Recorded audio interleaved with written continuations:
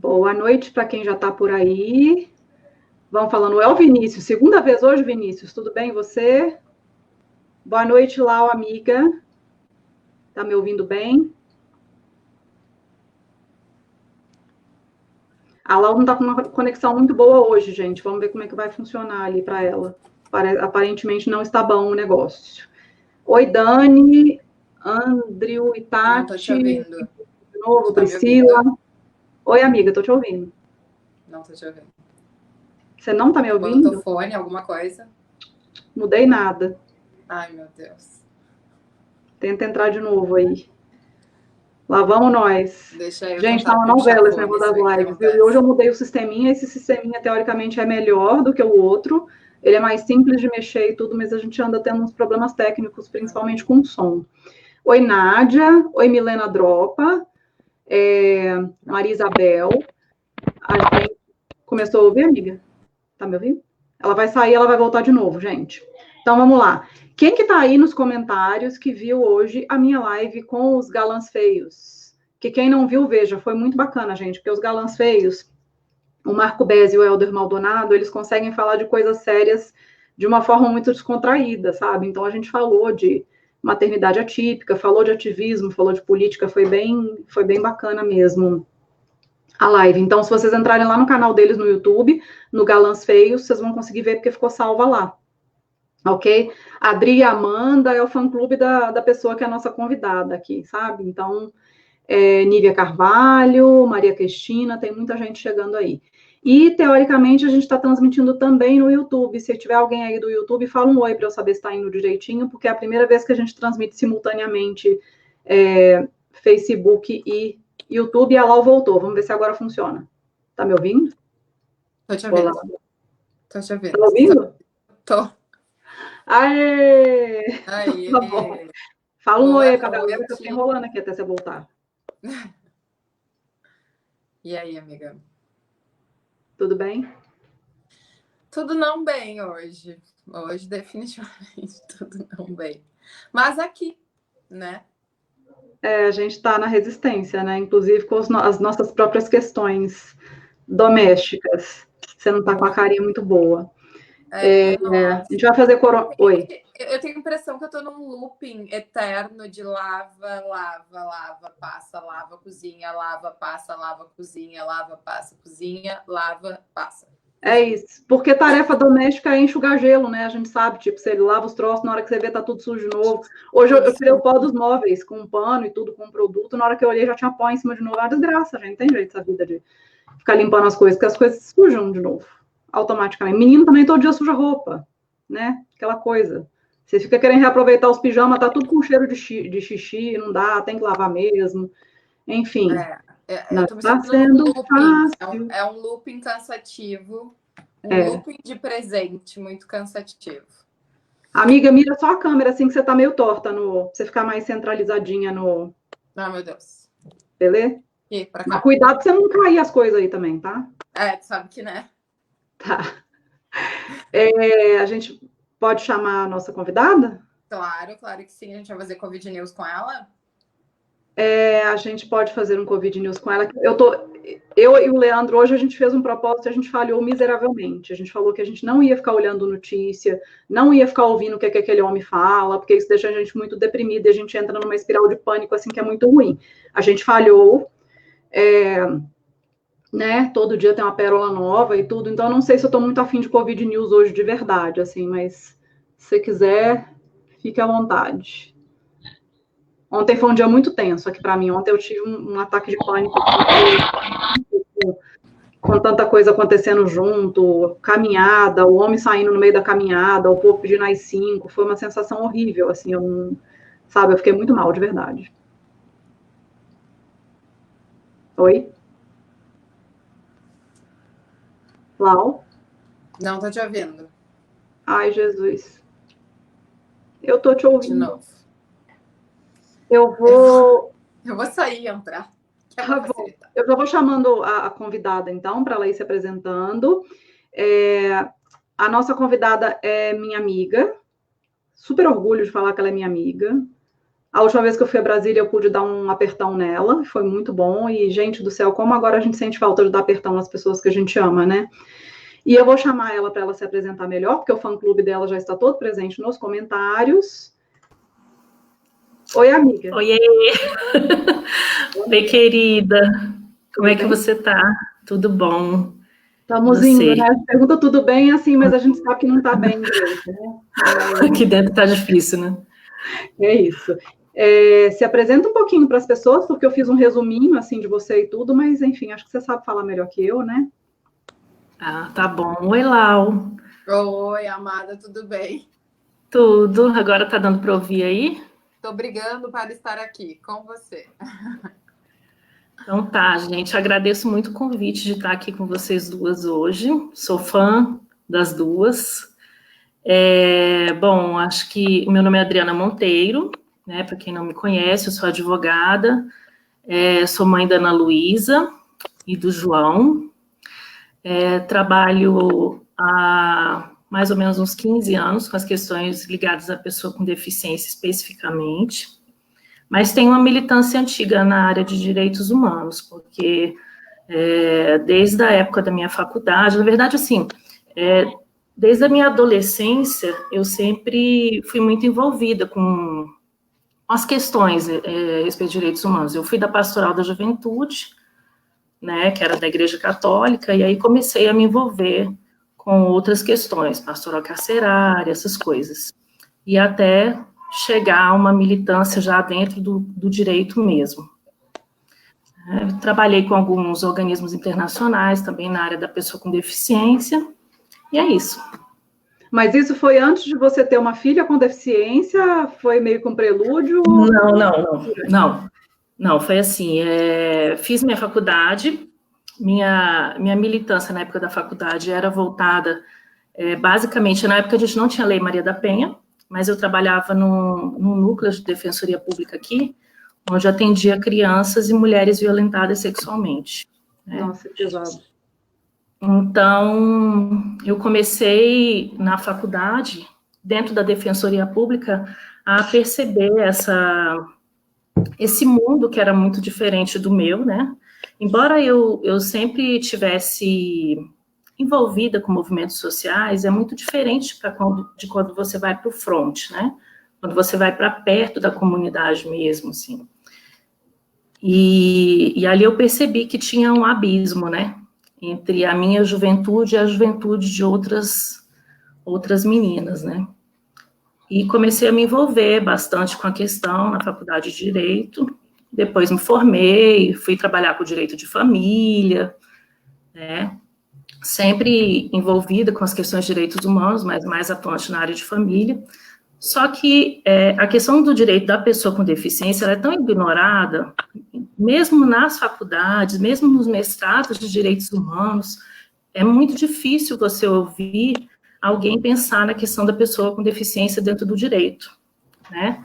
Hoje a gente vê isso de uma forma melhor, assim, as pessoas já pensam nisso, mas naquele momento ninguém pensava nisso. Na verdade, a faculdade de Direito não dava, essa matéria de direitos humanos, ela nem existia na faculdade de Direito, ela é nova. Então, a gente não tinha essa dimensão mais ampla se não fosse dentro do movimento social.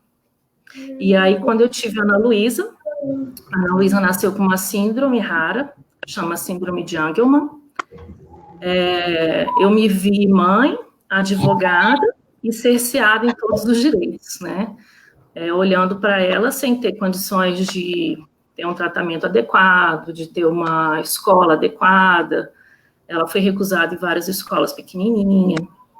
E aí eu fui vendo que eu precisava entender aquele mundo todo e também entender os direitos que, embora eu soubesse que existiam, eu não compreendia a dimensão deles, né? E foi assim que eu iniciei a minha militância na área de direito de pessoa com deficiência. Muito bem. Pergunta, das leis, né, nos últimos anos, a gente teve leis muito importantes aprovadas no Brasil, além da Convenção da ONU, né, pelos direitos das pessoas com deficiência, que é um marco, A gente teve leis muito importantes aprovadas no Brasil. A gente teve a Lei Brasileira de Inclusão, que ainda está sendo regulamentada, né? Não acabou a regulamentação dela ainda, né? Não. E relativo ao autismo, a gente teve a 12764, que é a Lei dos Direitos da Pessoa com Transtorno do Espectro Autista. Você participou de alguma forma da tramitação disso, já falando do ativismo um pouquinho em Brasília, como que você participou dessas duas leis? Tá, como é que foi o meu ativismo, assim, dentro da deficiência, né? Nessa época que eu descobri que eu tinha a Ana Luísa e que eu precisava fazer alguma coisa, eu me envolvi eu conheci uma pessoa na internet chamada Marília. A Marília tinha um filho que tinha acabado de falecer, o Thales, e ele também tinha uma síndrome rara, chama síndrome de Edwards Thales. Sim. E nós tínhamos tido uma busca muito longa por diagnóstico. A gente tinha penado um pouco por diagnóstico e tal. Ela mais por tratamento, eu por mais diagnóstico. E existia uma faculdade dentro, a Universidade de Ribeirão Preto, ela fazia muitos exames, faz até hoje, né, diagnósticos de síndromes raras. Então, começamos a perceber a necessidade dos pais, de quando eles iam para Ribeirão fazer o exame, ou iam para Ribeirão fazer algum tipo de tratamento e não tinham onde ficar. E pensamos numa casa que seria a casa do cuidador. Essa casa existe até hoje, né? Essa associação hoje chama Associação Síndrome do Amor, eu não sei se todo mundo conhece. Eu conheço, sim. Mas eu sou cofundadora junto com a Marília dessa associação, né? E foi aí que eu comecei a militância com a Associação Síndrome do Amor. E lá, eu não estava em Ribeirão, então a Marília conseguiu criar uma roda de voluntários em Ribeirão, e eu cuido até hoje da assessoria jurídica da Associação Síndrome do Amor. E foi aí que eu comecei. E a partir daí, também a fazer propostas de PLs, né, projetos de leis, tanto lá para a região de Ribeirão, né, como para a região aqui do DF. E me envolvi no movimento Orgulho Autista, na época, o movimento Orgulho Autista Brasil.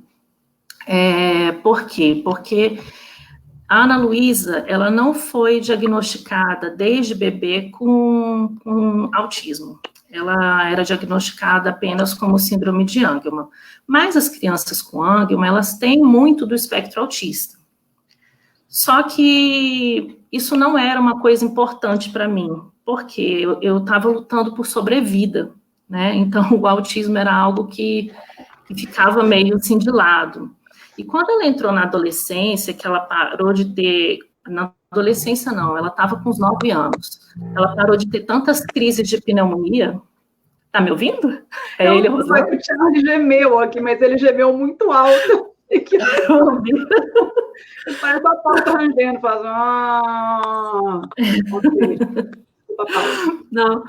Não, mas aí foi que... quando eu percebi que... O que eu estava falando? Não, do movimento Orgulho Autista. Eu entrei para o movimento Orgulho Autista. Quando ela chegou na adolescência, tinha passado essa parte que você estava com sobrevida. Isso. Então, assim, eu fiquei...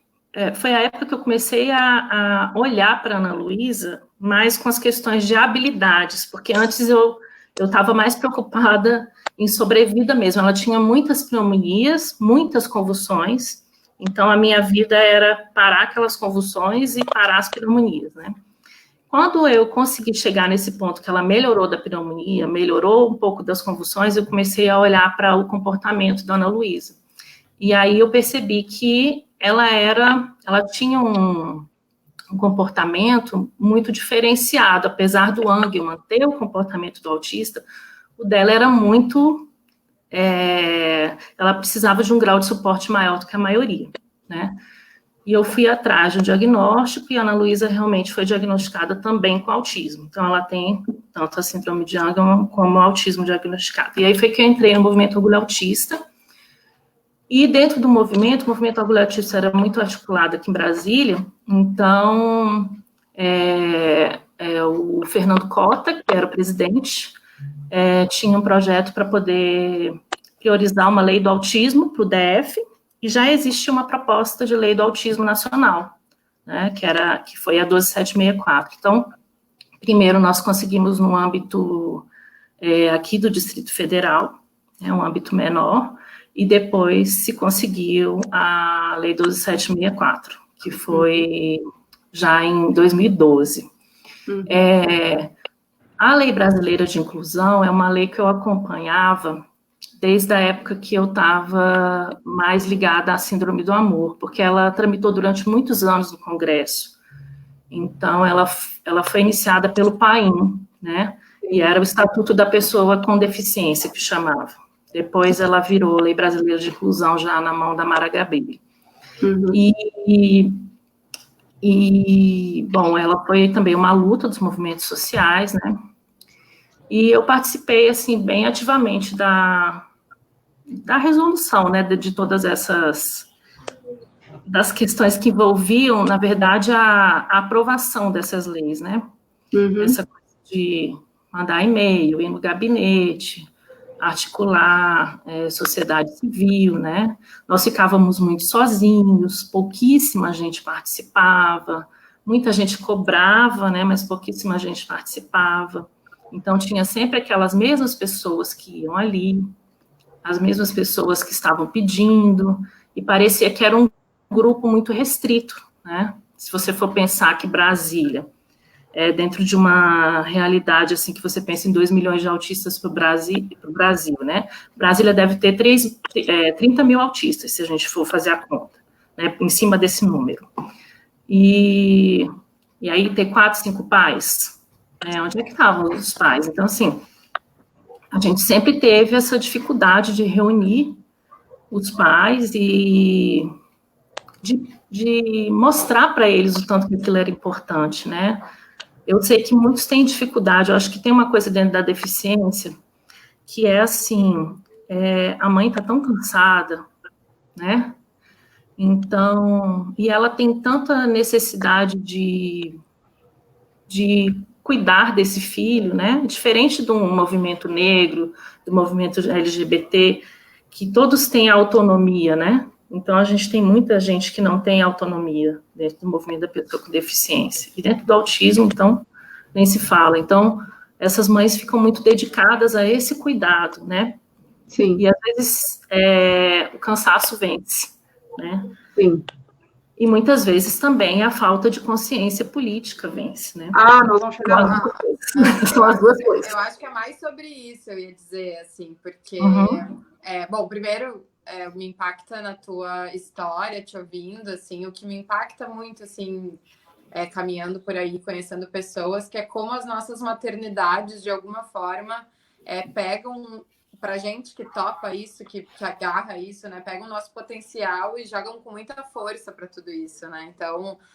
Já era tua história profissional, como a Déia tem a história profissional dela, tinha a história profissional dela, eu também tinha a minha, e de repente uma maternidade atípica dá um duplo twist carpado, mas a gente usa essas habilidades para isso, né? Eu acho isso muito... eu acho muito potente, sabe? Ver mulheres que conseguem transformar suas jornadas e conseguem construir em cima disso coisas coletivas, assim. Então, tô super feliz de te ter aqui hoje. E a outra coisa que tu falou sobre isso dos movimentos, eu fico muito pensativa sobre isso. Eu acho, na verdade, que o nosso movimento é menos politizado que os outros. Eu não acho que seja por ser uma questão de mães, porque, assim, no movimento negro também tem muita dor, tem muita exaustão, tem muito tudo, né? A gente está falando de pessoas... Uma grande parte dessas pessoas com uma condição socioeconômica muito ruim, pessoas que estão em um outro esquema de necessidade e exaustão, mas que também estão lá, né? Aí a gente vai para o movimento LGBT, a gente tem, por exemplo, uma população trans que está sendo morta, e ainda assim é muito politizada, né? Então, assim, eu não acho que seja uma questão de exaustão, eu acho que o nosso movimento é menos politizado. E aí a pergunta é por quê? Por que o nosso movimento é menos politizado? Eu acho que por várias questões. Primeiro eu insisto um pouco na exaustão. Eu acho que, por exemplo, é diferente. Por exemplo, Adriana, eu tenho uma rede de apoio comigo. Então, eu consigo fazer muita coisa, né? É diferente para a mãe que está sozinha, numa cidade, num lugar periférico, né, que é negra, porque tem a interseção das minorias, né? Então, essa mãe, ela está na periferia, ela também é negra, ela também recebe um valor de renda, que às vezes é só o BPC, né? E falar para essa mulher, de repente, se deslocar para o Congresso Nacional com um filho com deficiência, que a gente sabe nas condições que ele vai, dentro de um ônibus, né, dentro de um transporte público.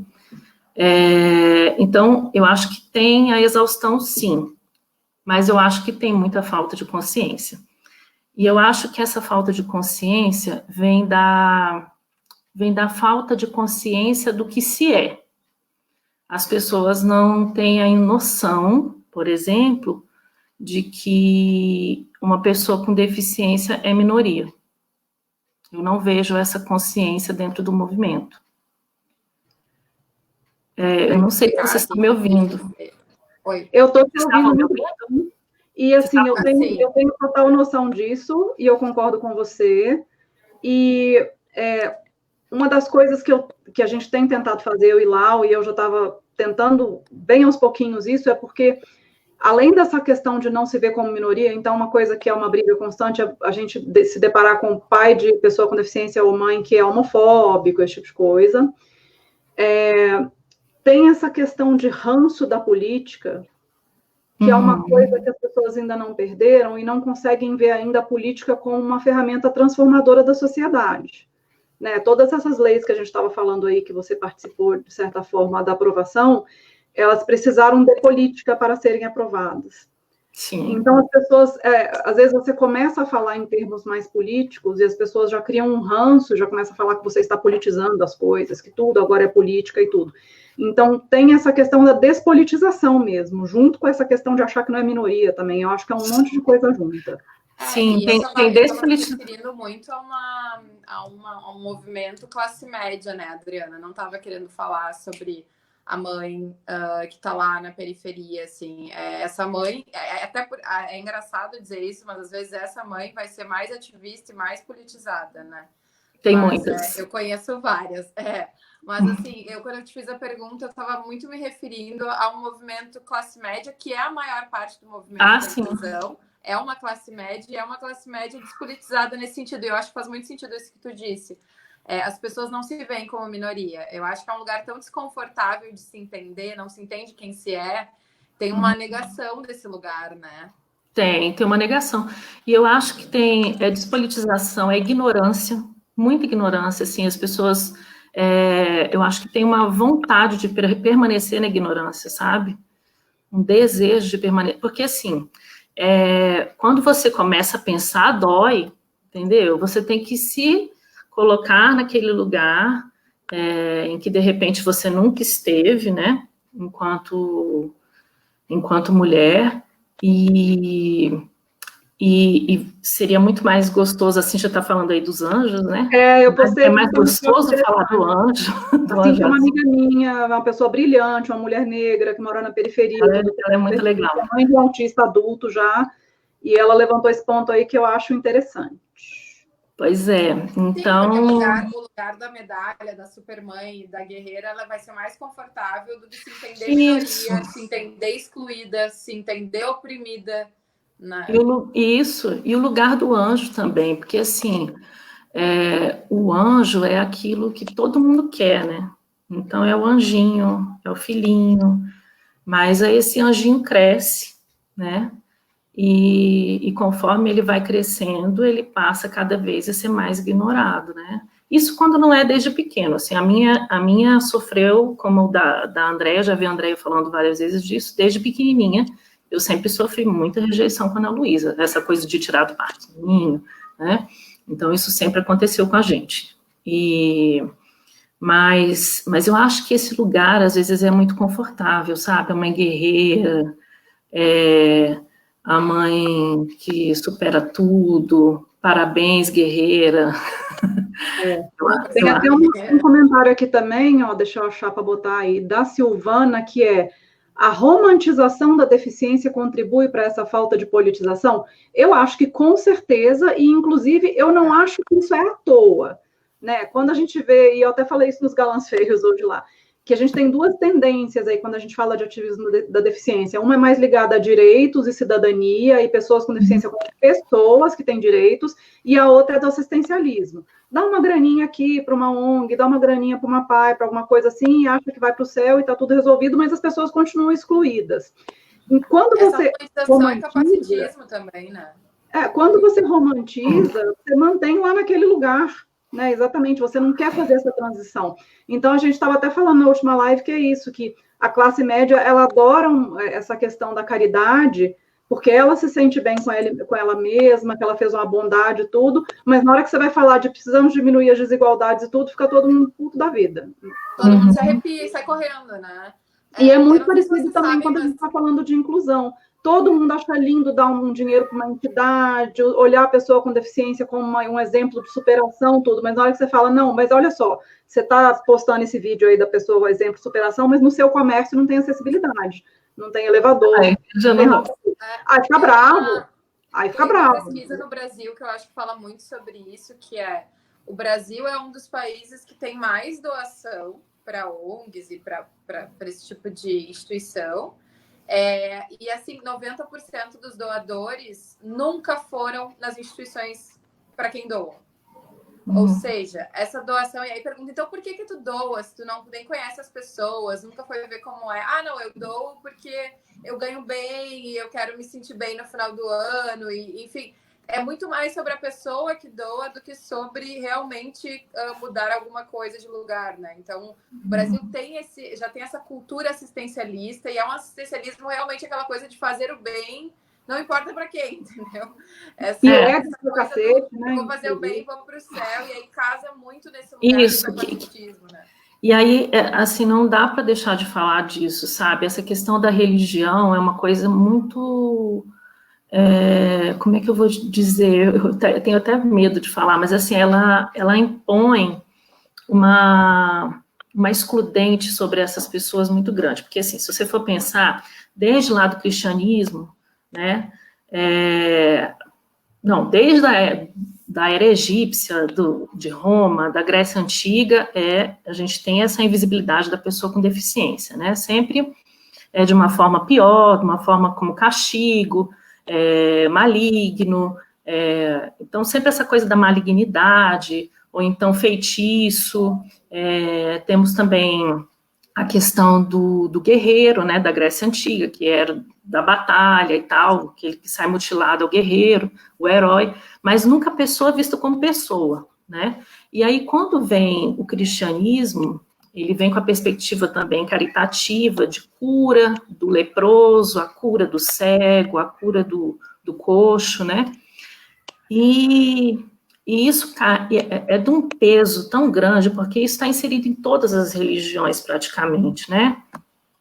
Na espírita, na evangélica, na católica, né? Eu tenho formação católica, mas isso está inserido em todas as religiões. Ficou inserido, inclusive, no nosso linguajar a partir das religiões, né? Então, a gente usa até hoje palavras e ideias, crenças, pode até nem ser religioso e repete uma frase, né? Então, esses dias mesmo eu recebi um rapaz que veio aqui arrumar a máquina de lavar para mim, eu estava aqui sozinha com a Ana Luísa, e a Ana Luísa começou a gritar quando viu ele logo viu que era uma pessoa com deficiência, né? Aí fez uma gracinha para ela da porta, um rapaz bem humilde e tal, aí falou assim, Deus só dá a cruz para quem pode carregar. Assim, eu não quis responder, porque eu vi que ele estava, assim, era um jeito que ele estava... praticamente. Né? Então, ele estava querendo me agradar, aquela uma fase dele para me agradar, né? E a gente tem isso muito carregado dentro da gente. Então, esse preconceito contra a pessoa com deficiência, como se ela fosse sempre menos, né? Precisando dessa cura, precisando desse conserto, né? Dessa validação social, é uma coisa muito cruel, porque é muito enraizado. Odri, e aí voltando à questão da despolitização, a gente passou por essa parte da romantização, que tem muito a ver, e é uma coisa que acontece muito mais no nosso movimento do que nos outros movimentos. Como que você vê, lá de Brasília, estando perto, participando uns corpo a corpo que acontecem, essa questão do movimento do autismo, principalmente, ser uma coisa meio separada, assim, não ser misturado com o resto das pessoas com deficiência. Como que isso é visto lá, no meio da articulação política? Tá. Bom, primeiro é importante falar o seguinte: uma das coisas que eu não falei, que é o que prejudica o movimento da pessoa com deficiência, é que ele é todo segmentado. Então, o surdo quer brigar pelo surdo, o cego quer brigar pelo direito do cego, a pessoa autista quer brigar pelo direito do autista, né? E aí, assim, é tão segmentado que dentro das síndromes raras tem briga, né? Então, o negócio, assim, é surreal, porque se você for pensar... Eu fui sabendo esses dias de umas tretas das síndromes raras, eu não sabia, não. É horrível, é horrível. Então, cada uma quer ter E aí você fica assim, gente, são 6.000 síndromes raras, pelo menos, né? Acho que já está em 7, não lembro mais quanto que está. Mas, assim, então, é uma fragmentação muito grande do movimento. E aí, uma coisa tem me incomodado muito. Eu fui presidente da Comissão dos Direitos da Pessoa Autista, que foi inaugurada dentro da gestão aqui no DF do Ibanez, né? Na época a Lívia era presidente, depois o Juliano entrou e eu comecei a presidir essa comissão. Nesse mesmo período que eu presidia essa comissão, eu estive como secretária executiva do Conselho da Pessoa com Deficiência aqui do DF.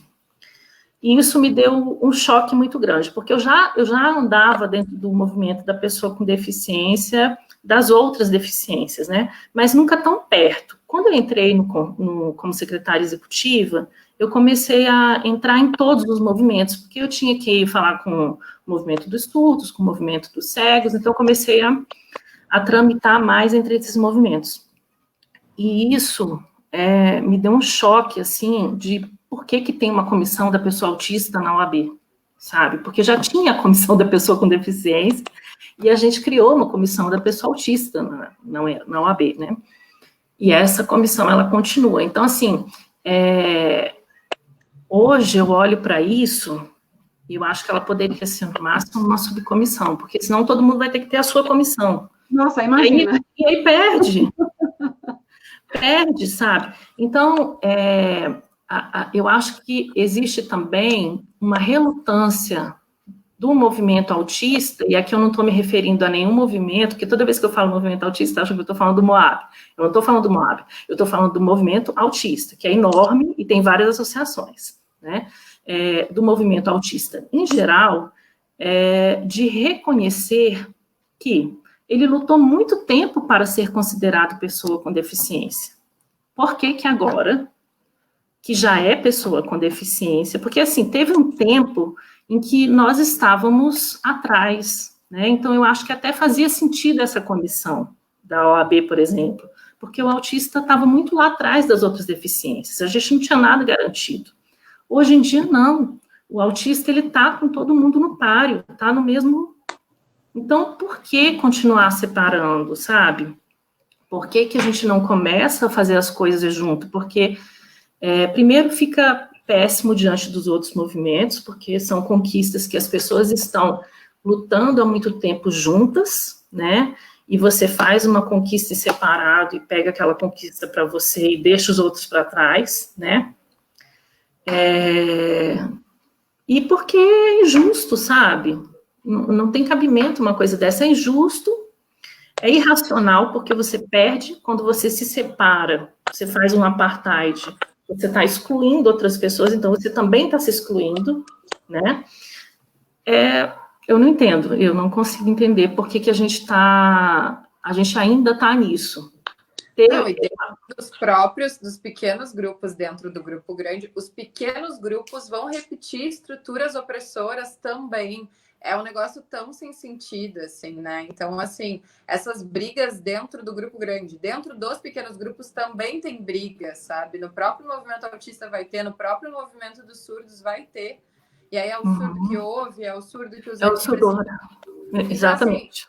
Então, assim, é um negócio assim, como é que nós, que somos um grupo de pessoas que são oprimidas, que são excluídas, estão numa batalha por direitos, vamos repetir estruturas opressoras dentro dos próprios grupos? É uma coisa irracional, realmente. Não, e isso prejudica tanto a gente politicamente, né? Eu acho, assim, que de todas as questões que a gente levantou, essa é a que mais pesa em cima do movimento da pessoa com deficiência, sabe? Essa fragmentação.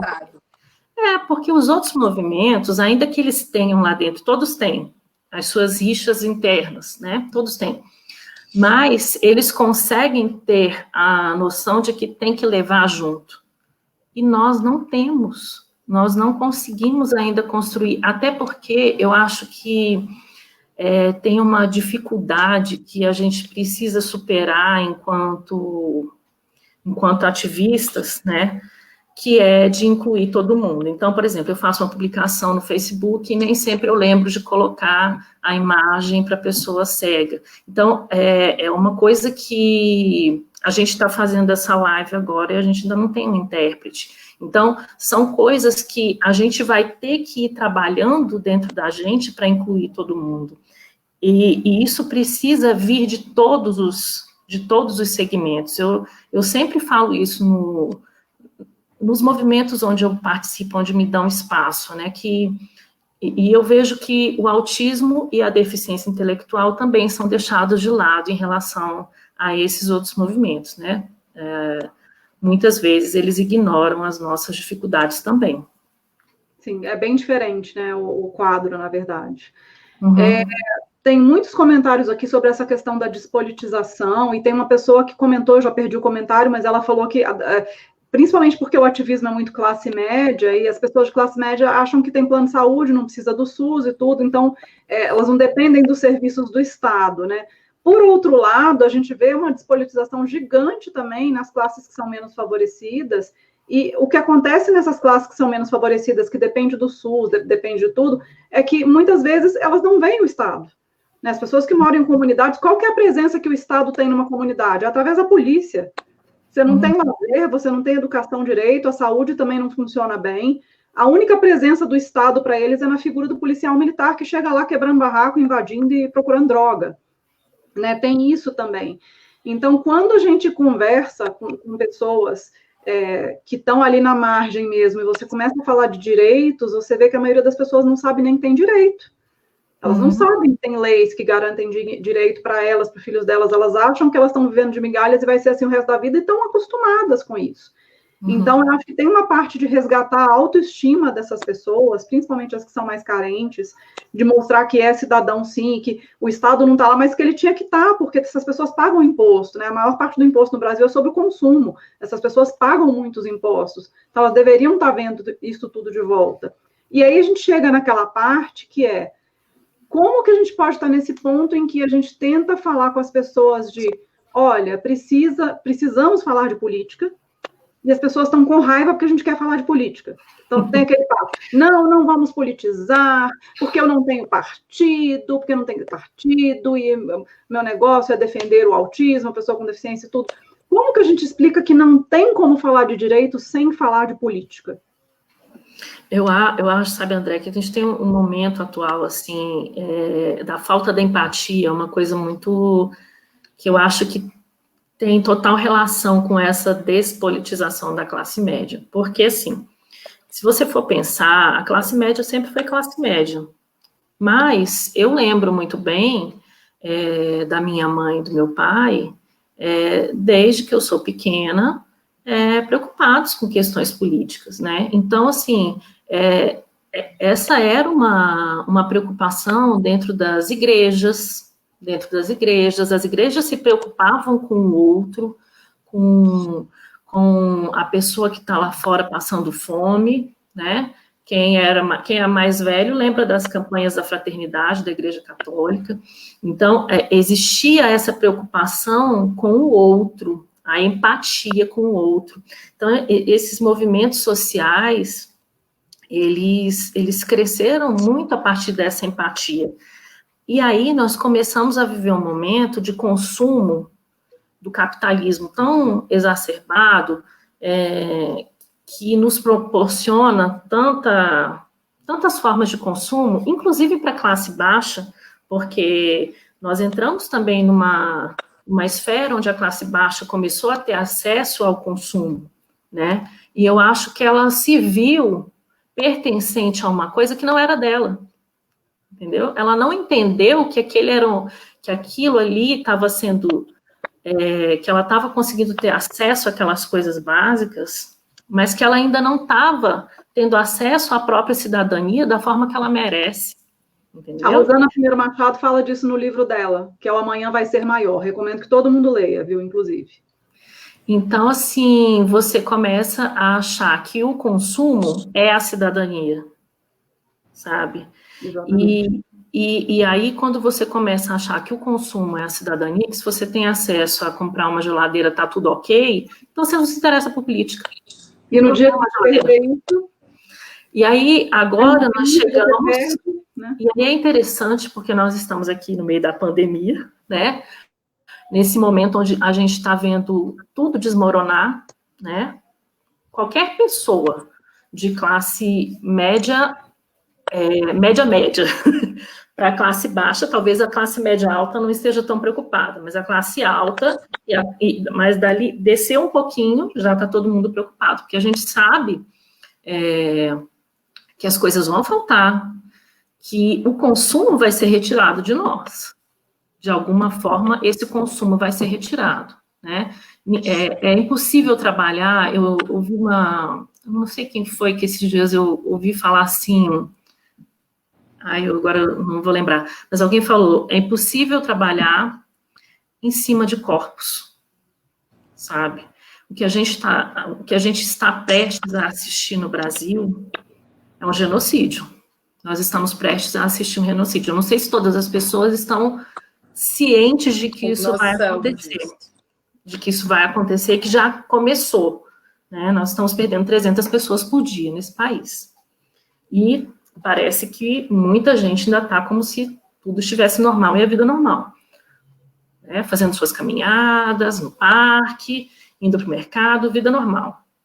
E vai chegar um momento em que a gente não vai conseguir, sabe? Porque parece que a gente está tendo que perder tudo, perder todo o material, todo o acesso ao nosso consumo, para a gente olhar para o que importa. Parece que é isso que está acontecendo nesse momento, porque eu não consigo entender como as pessoas, né, não percebem que a política... Né? Adriana, não fale de política, eu sigo você, mas não fale de política.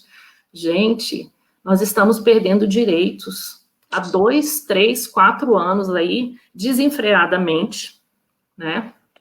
E não tem como não falar de política, porque é a política que constrói e que destrói direitos, né? Eu, enquanto estudante, eu fiz CEUB, que é uma universidade daqui de Brasília privada, mas eu comecei a fazer matérias como aluno especial na UNB, né, e dentro da UNB eu conheci um movimento chamado Direito Achado na Rua. E o que é o direito achado na rua? É você saber que o direito, ele nasce do movimento social. O direito, ele emana da rua. É a rua que me dá o direito.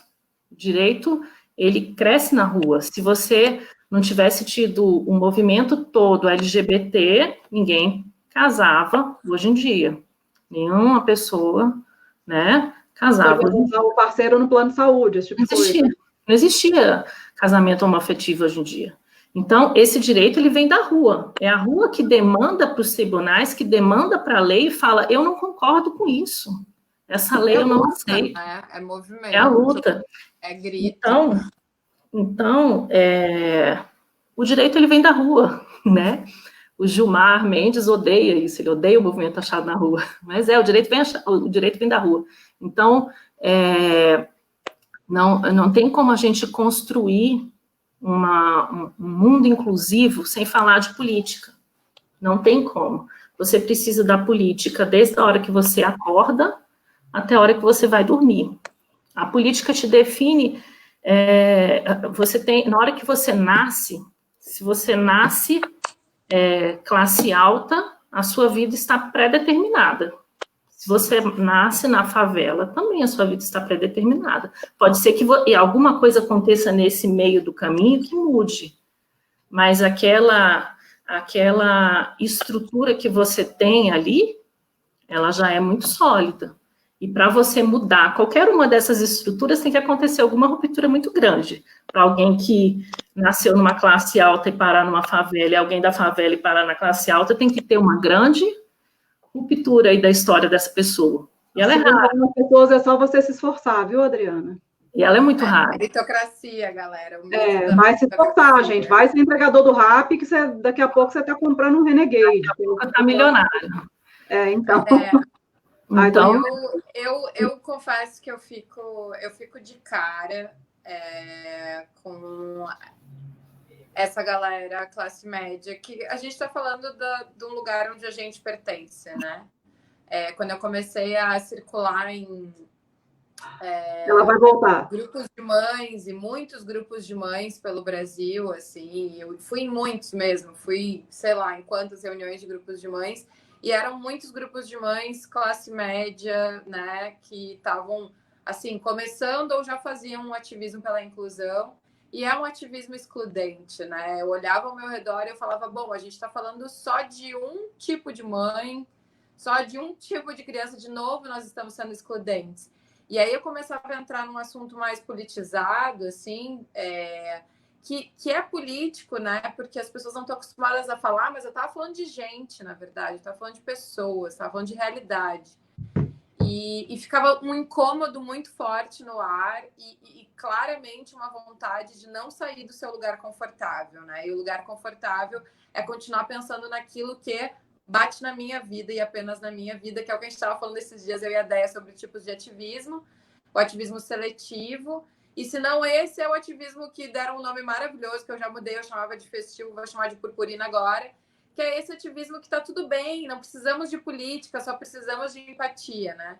E agora tu trouxe empatia, mas eu entendi o que tu falou, porque tu está trazendo uma empatia também num nível mais politizado, né? Tu não está trazendo a empatia de vou fazer o bem para você, tu está trazendo uma empatia que é mais profunda, né? Eu chamo isso de afeto, e eu chamo isso de afeto num nível mais profundo, que é um afeto estratégico, um afeto que seja filtro das nossas escolhas, dos nossos posicionamentos, de como a gente vai se mover e para quem a gente vai se mover. Mas tem muito ativismo desse de tipo, vamos sair com balões por aí, vamos pedir mais empatia. Cara, desculpa, a coisa é mais profunda que isso, sabe? A gente precisa pensar mais profundo que isso. Então, eu fico de cara com essa classe média que tem recursos para se informar, recursos para aprender sobre a história, recursos para ler sobre inclusão, que podem acessar livros, que podem acessar cursos, que podem acessar informação de diversos níveis e não acessam por pura não vontade, assim, não estou afim, quero ficar aqui onde é cômodo para mim. Não. Pois é, o que eu estava falando era mais uma empatia social, assim mesmo, sabe? De você olhar e falar assim, caramba, eu, né, por exemplo, eu sou advogada, tive essa oportunidade de me formar antes de ter Ana Luísa, porque eu não sei se eu conseguiria depois. Ela é uma pessoa que demanda de mim todos os cuidados, né? A Ana Luísa não faz nada sem auxílio, então eu preciso auxiliar ela em tudo no dia. Ela dorme comigo, ela acorda comigo, então não sei se eu conseguiria hoje me formar, né? Então eu tive a graça de nascer numa família que me deu toda uma estrutura, a graça de conseguir me formar, a graça de ter uma profissão e de conseguir ir atrás, né, de sustento e tal. Então eu não, olhando para a minha realidade, eu não tenho como pensar na realidade de outras mães que não têm a mesma oportunidade que eu. Eu não consigo entender como é que alguém acha, como é que alguém não vê isso, sabe? Me choca, assim. Agora, tem um outro fenômeno, assim, que é uma coisa que eu tenho percebido ultimamente, porque as pessoas estão se envolvendo mais com política, muita gente está, mas de uma forma meio errada, né? A gente entrou numa polarização política desde a última eleição, que está uma coisa meio assustadora. Mas eu tenho falado que eu tenho, e falando de novo de política com ativismo, assim, como que tem tudo a ver, né? O que eu sinto é que as pessoas muitas vezes votaram num determinado candidato, e eu não estou falando só de presidente, estou falando de deputado, estou falando de tudo, sem entender o que aquele deputado, dentro daquele espectro político, representa. Então, um exemplo clássico, que eu já dei em várias lives, é de que eu fiquei sabendo que no início do ano, por causa da PEC do Guedes lá, que queria sucatear as cotas para pessoas com deficiência no mercado de trabalho, teve mãe ativista que esteve em Brasília, entrou em gabinete de um deputado que é super da direita, desses meritocracia, tudo, e saiu de lá chorando, escorraçada, porque foi pedir para ele para ajudar contra a PEC do Guedes, e o cara falou, oi, eu sou a PEC do Guedes. Eu presenciei essa cena trágica. Enfim, minha filha, qualquer pessoa com deficiência se esforçar, pode conseguir um emprego, não precisa de cota nem nada. O que acontece, assim, né, que esse desconhecimento do que significa centro, direita, esquerda, né, então eu brinco, quando você fala esquerda, o povo fala que é gay, aborto, que é mais comunismo, e é isso. É isso.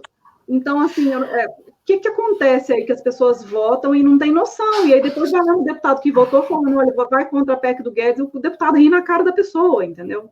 Não, e tem uma ignorância política de achar que quando a gente fala de centro, esquerda, direita, a gente está falando de partidos políticos, de siglas políticas, e não de posicionamentos, né? Então, isso também faz parte dessa ignorância, toda dessa despolitização total, que as pessoas não entendem nem que elas podem ter um posicionamento, e isso não significar uma sigla partidária, né?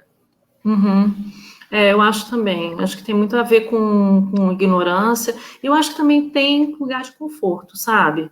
Porque assim, ó, eu voto no fulaninho porque eu não tô nem aí para ninguém, né? Eu voto no fulaninho porque eu tô preocupada comigo. Aí o fulaninho me decepcionou. Eu sabia que era aquilo que o fulaninho ia fazer, mas eu achava que quando fosse comigo, ele ia ter um olhar diferente para mim, entendeu? E o fulaninho não tá nem aí para mim também. Então, eu acho que tem muito de comodismo, de arrogância, de prepotência, sabe? De achar que é melhor do que alguém para, numa hora dessa, ser privilegiado, e aí não é. Né? Não é. Eu acho assim, é o que eu sempre falo, gente, não é que eu vou falar para você que você não pode votar na direita, você vota em quem você quiser, isso é democracia, só que eu adoraria que as pessoas realmente entendessem tudo que elas estão levando no pacote quando elas votam um determinado indivíduo de determinado aspecto político. O que é se posicionar à direita, o que é se posicionar à esquerda, o que é se posicionar ao centro, eu acho que seria um bom começo. As pessoas não se dão nem o trabalho de pensar sobre isso, entende? Então, assim, realmente é uma ignorância acomodada, num lugar de, tipo, eu não preciso entender, eu vou só votar. E, às vezes, tem uma coisa das pessoas seguirem o voto das famílias. Tipo, meu pai sempre votou nesse partido. E nem para pensar. Esse é o nível da despolitização no Brasil. Eu pego meu voto e eu entrego para uma pessoa porque meu marido disse, ou porque meu pai disse que era melhor, ou porque a minha melhor amiga vai votar, e eu nem parei para pensar. Existe uma coisa de entrega de votos sem pensar. E assim, quem é mãe atípica, quem é família atípica, quem está nesse lugar e está numa busca por direitos, porque é isso que todos nós estamos, privilegiados ou não, acho que é tão importante que a gente pare pelo menos para pensar no básico, para a gente poder ter primeiro as nossas... E é o que a Déia falou, pode votar em quem quiser, se tu realmente pensar sobre isso e te definir, não, eu sou de direita, vote na direita, mas assim, tu sabe o que é ser de direita? Né? Sabe o que vem no pacote de um partido de direita, ou de esquerda, ou de centro? Você sabe o que é ser liberal, você sabe o que é não querer Estado, né? Estado mínimo, você sabe o que é isso, que esse seu candidato defende, né? Eu acho que tem uma coisa básica de política que tem que ser explicada, sabe? Talvez a gente precise até pensar nisso. Em criar um material básico de explicar algumas coisas, assim, porque... Não, porque eu não consigo entender como é que a pessoa vota num liberal, né, que é alguém que privilegia o mercado, o capital, pensando que ele vai, em algum momento, ajudar a questão da pessoa com deficiência. Não tem como. Vai investir no SUS. Sabe? É muito caro, e é isso que é mais importante. E ponto final. O liberal, ele está preocupado com o lucro. Ponto. Ele não está preocupado com a acessibilidade da pessoa com deficiência, que muitas vezes vai tirar dinheiro dele, né? Muitas vezes vai forçar um recurso empregado em algo que ele não vai ter o retorno que ele espera, né? Ó, a Jéssica, que está aí, é outra fofa, ativista lá em Brasília, ó. Eu gosto muito da Jéssica, encontrei com ela a última vez que eu fui lá também. E aí, não tem como a gente não tocar nesse assunto, porque é um assunto doloroso, enfim. A gente viu, na última eleição, principalmente, um voto de ódio, né? Não foi um voto com convicção, era um voto de ódio, para tirar o PT, qualquer coisa dessas assim. E mesmo a gente tendo um candidato que se colocou frontalmente contra os direitos das minorias, a gente teve pessoas com deficiência e suas famílias em massa votando no candidato. E aí eu volto para aquele ponto. Então, as pessoas com deficiência e suas famílias não se veem como minoria. Ponto 1, é isso, né? E depois ainda, não só votar, mas esperar que ele vá fazer coisas relevantes pelas pessoas com deficiência. Aí vem a reforma da Previdência, aí vem a PEC do Guedes, aí vem ele vetando o aumento do limite do BPC, e a gente tentando aumentar, e as pessoas ainda não aceitam. Defendendo, às vezes. Defendendo. Isso eu acho muito assustador, assim, eu já ganhei muito hate por causa de falar algumas coisas nesse sentido. E o que eu tento falar para as pessoas é assim, gente, ok, você já votou, passou, o cara tá lá, né? Agora, se fosse qualquer outro candidato que tivesse ganhado e que tivesse fazendo as exatas mesmas coisas, eu também ia estar metendo a boca. Eu também ia estar falando mal. A Laura ia estar falando mal, você ia estar falando mal. Claro. Porque, né, independente de ser o cara da direita, da esquerda ou tudo, a gente, como ativista, a gente não pode fechar os olhos para isso, a gente não pode fingir que está tudo bem, senão eu não tenho candidato de estimação, eu não tenho político de estimação, eu não tenho partido de estimação. A minha questão é, primeiro, direitos humanos, né? A gente pode focar mais na pessoa com deficiência, mais a nossa história, mas eu hoje, qualquer perda de direitos humanos hoje me deixa muito, muito, muito furiosa e me toca profundamente. Então, assim, qualquer partido, qualquer governante, qualquer pessoa que esteja lá e esteja cortando direitos humanos, vai tocar em mim dessa forma, né? É isso. E, assim, de outro ponto de vista, se fosse um governo de esquerda, por exemplo, fazendo essas mesmas coisas, essas pessoas que estão caladas nesse momento estariam batendo. Isso eu fico questionando, sabe? Tipo, onde estão vocês agora? E é o que a Deia falou, cara, já votou, ninguém aqui tá pedindo pra pessoa sair pedindo desculpas pelo voto. Não é sobre isso. A pessoa votou, ela achou que era o melhor naquele momento, ponto. Eu não vou discutir o voto do passado. Mas a pessoa, a essa altura do campeonato, não conseguir parar e dizer, opa, este candidato está fazendo... Esse candidato não, né, candidato? Este presidente está fazendo... atrocidades, a pessoa não conseguir fazer este movimento de admitir que isso está acontecendo me assusta, sabe? Porque parece uma coisa até meio infantil, muito agora, que é toda vez que a gente critica algum posicionamento dele com relação ao isolamento, com relação à pandemia, aparece as pessoas com aquele discurso de gente, mas não é hora de criticar, é hora da gente dar as mãos, é hora de união. Então, você fala, cara, como assim dar as mãos e ir direto para o abismo juntos, de mãos dadas, né? Isso me assusta demais, né? Desse nível de... Porque aí é que tá, não é despolitização aí. É porque, se você estivesse falando mal de qualquer outro, é capaz que elas iam estar apoiando, mas depende de quem você está falando, né? Aí, nesse caso. Mas então, a gente está num cenário muito desolador, assim. Existe uma coisa meio... tipo assim, eu sinto que o pessoal tá meio na defensiva, sabe? Da própria escolha que fez. Então, assim, é como se não pudessem admitir nenhum erro dele, porque admitir um erro dele passa por admitir um erro seu, sabe? Que foi muito defendido. Então, fica uma coisa meio assim, eu tô na minha defensiva, então eu fico dizendo que tá tudo certo. Eu li um texto esses dias que me deixou horrorizada, assim. Uma mãe atípica falando na internet que, bom... que o nosso presidente está ficando frágil e fraco de tanto ser atacado, né? De que é muito ataque para um homem só que está tentando fazer o seu melhor. E assim, É muito difícil ler um curso como esse, sabe? É muito difícil, porque a gente não tá falando, cara, eu não iria descer pro inferno de mãos dadas nem com o meu pai sem criticá-lo, sabe? Eu sou incapaz de me calar por comodidade, tipo, não, cara. Mas é isso. Não, é engraçado, porque assim, eu assim, tenho dificuldade de entender o que está acontecendo com as pessoas agora, sabe? Me parece uma seita. Porque assim, vamos lá, eu voto na esquerda minha vida inteira, sempre votei, tá? Mas eu sempre estive assim, Lula ganhou, eu estava lá na passeata quando ele fazia coisa errada, quando eu discordava.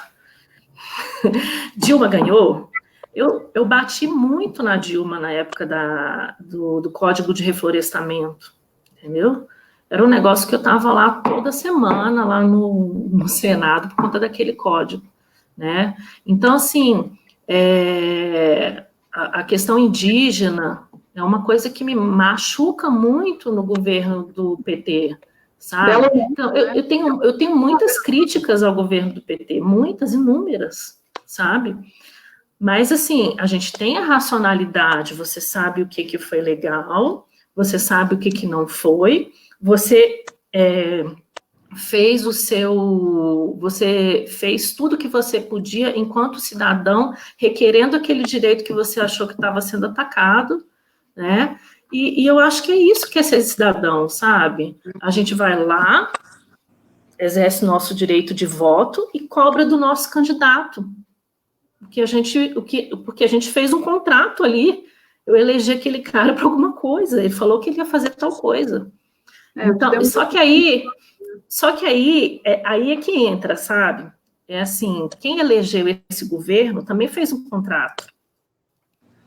Quem elegeu esse governo, elegeu um governo que estava dizendo, eu vou atacar as minorias, se matar 30 mil para mim, tudo bem.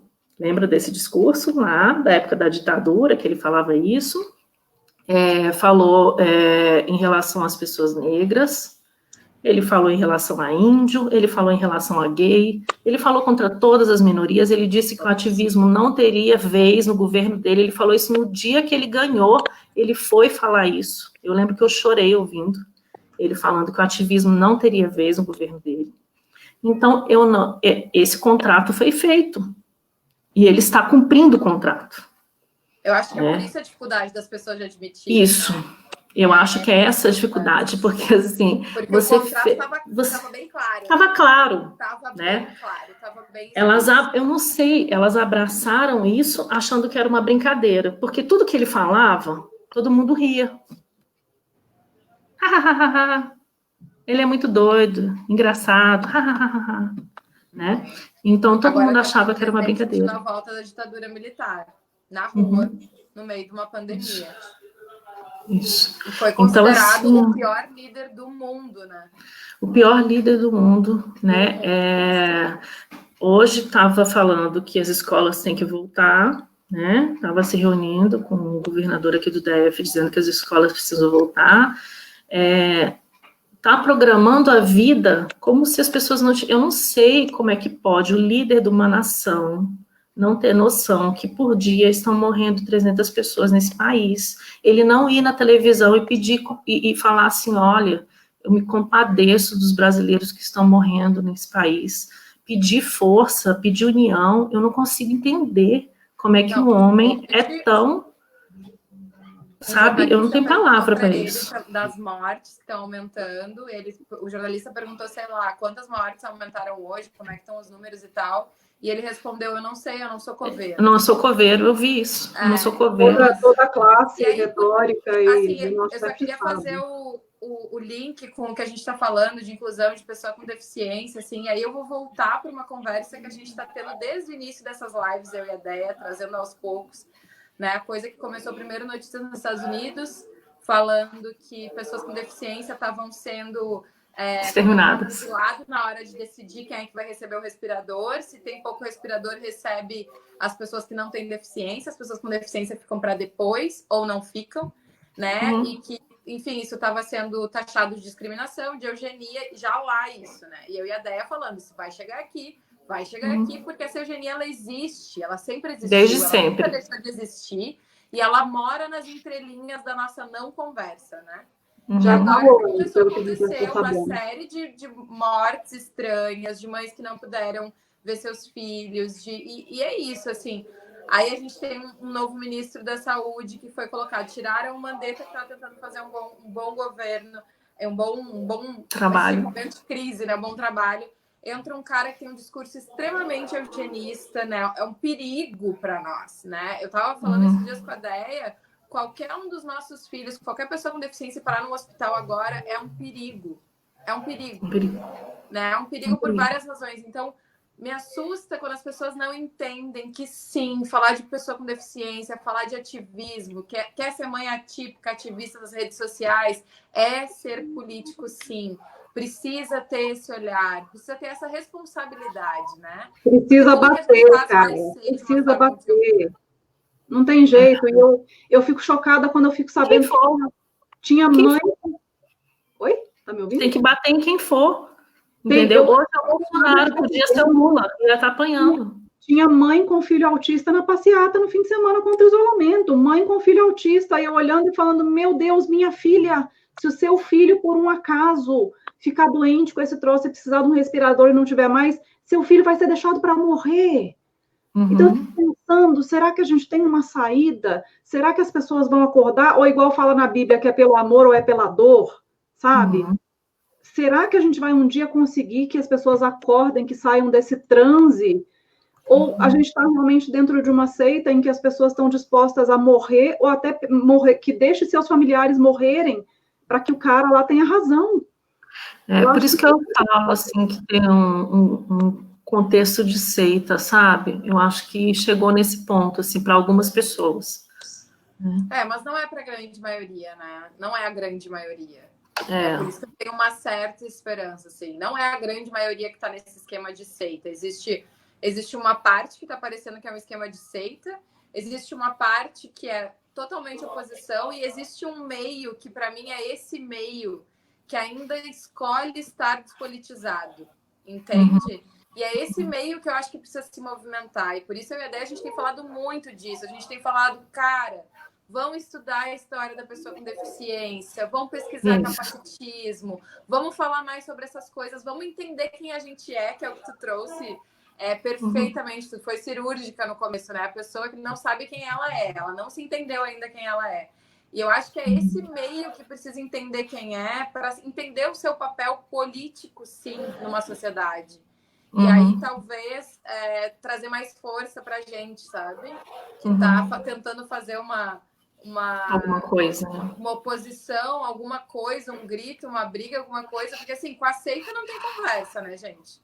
Com a seita, eu pelo menos, assim, bater na parede, assim, porque não tem nem conversa, né? Não existe nenhum diálogo, não tem debate saudável, é só... Gente, a gente já está 11h16, mais de uma hora de live, então vamos partindo para os encerramentos.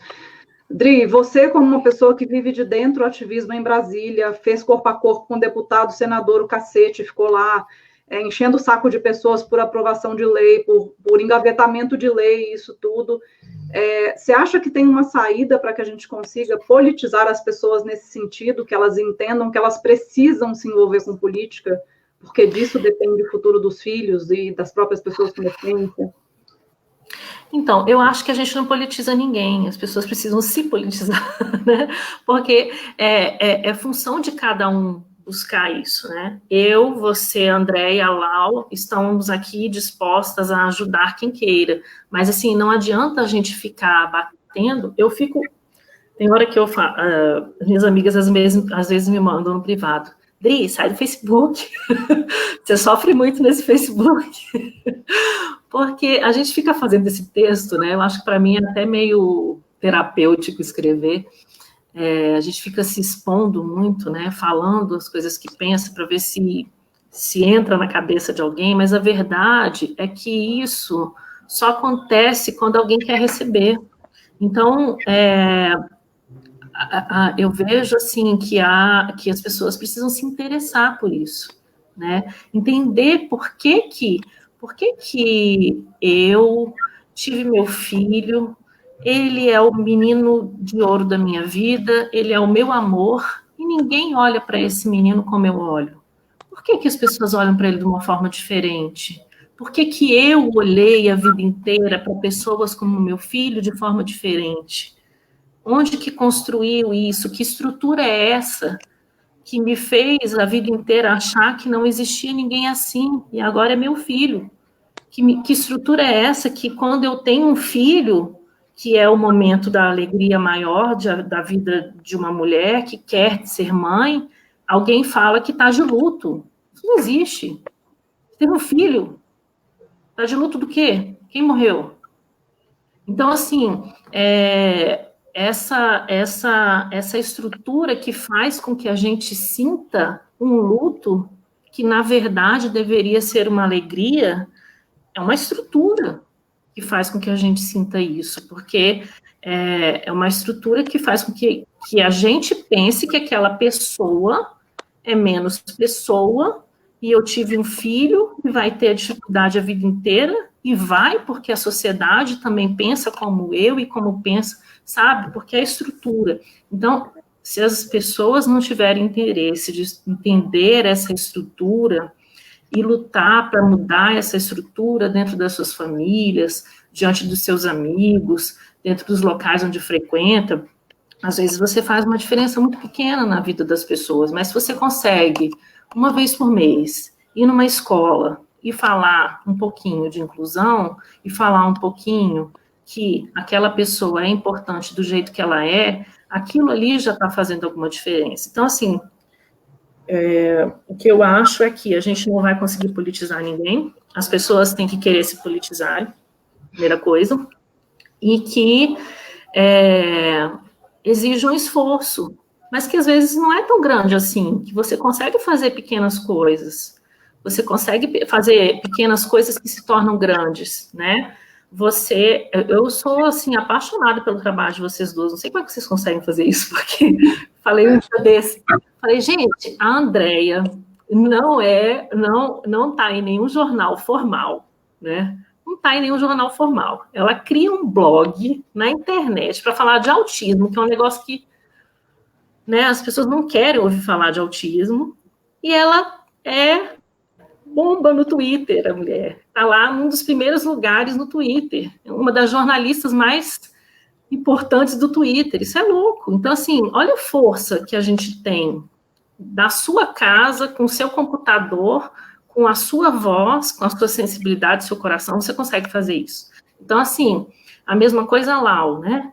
Chega e faz uma palestra daquela no TEDx que deixa a gente todo de cara de babando, né? Daqui do outro lado. Então, assim, a gente consegue fazer pequenas coisas que são grandiosas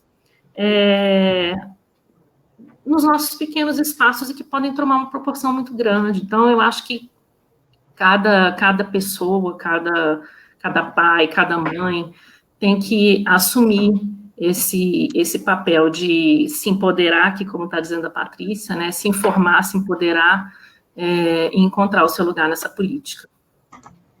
Ai, que aula! Deixa eu tentar tirar o comentário aqui, que eu até me perdi. Eu queria agradecer demais, amiga, da sua participação. Infelizmente, é mais papo do que tempo que a gente tem, mas eu tenho certeza que a gente pode chamar de novo daqui a um tempinho. Sim, com certeza. Você brilha, você tem um conteúdo, você tem a forma, você tem tudo. E eu estou muito feliz que a gente vai poder deixar isso gravado para quem não conseguiu ver agora. Então, pessoas, compartilhem aí na timeline de vocês.